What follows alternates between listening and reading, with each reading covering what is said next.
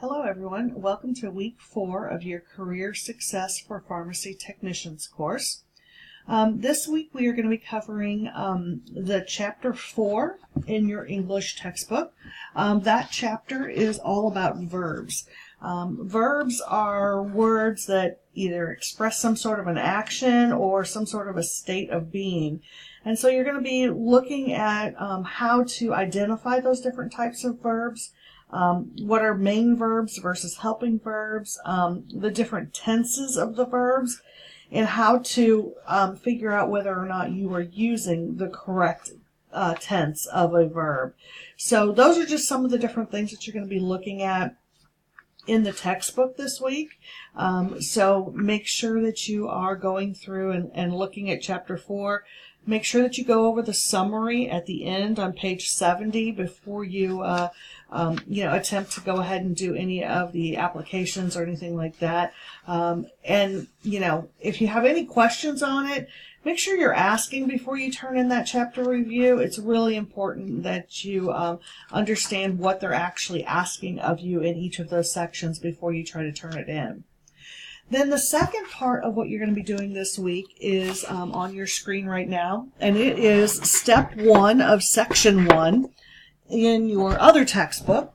And this is all about a job lead. What is a job lead? How do you prepare for those job leads, and how to find them, which is probably one of the more important pieces, right?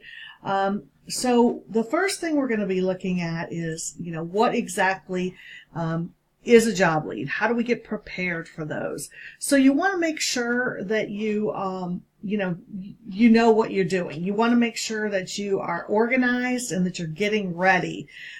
Because if you currently do not have a job and you're looking for one, that is your job, right? Looking for a job is your job. And if you've already got a job and you're looking for a new job, that makes it even more important to be organized, because your time is much more limited than if you had more free time. So they give you a couple of suggestions of things to do as far as having business cards made. Plan what they call your 15 to 30 second pitch. We call this in my work, we call this our elevator speech.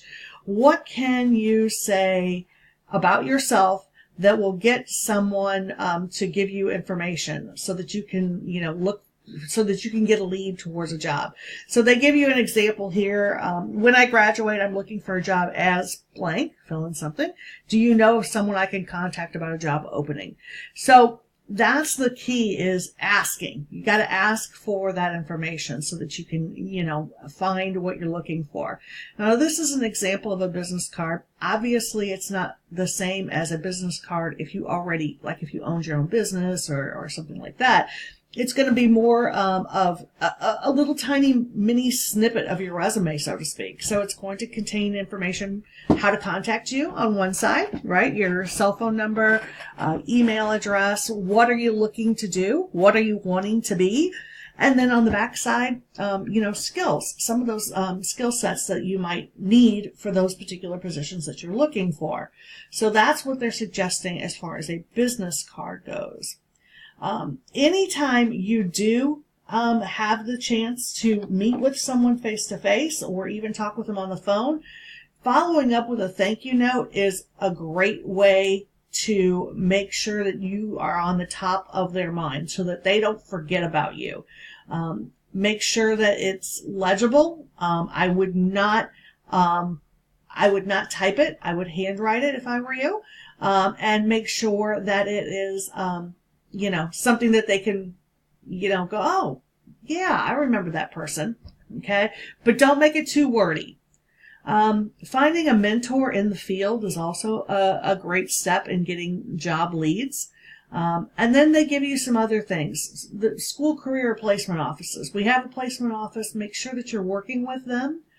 Networking is meaning joining groups where you can meet other people. So, for example, there is a group called ASHP. They have a conference every year in December, and that's a great place for pharmacists and pharmacy technicians to go to meet other pharmacists and pharmacy technicians. So looking for that type of thing. I have pluses and minuses about social media. If you're going to use social media, make sure that you are professional. If you're using Facebook, a lot of times Facebook is very personal, and so it might be best to keep that as your personal and use LinkedIn for your professional contacts. So whatever you choose is fine, but just make sure that you are keeping personal life personal and professional life professional. So as you go through and you look at these different ways to, find job leads, prepare for them, and all of those types of things, if you have any problems or questions this week, just make sure that you reach out to me, and have a great week.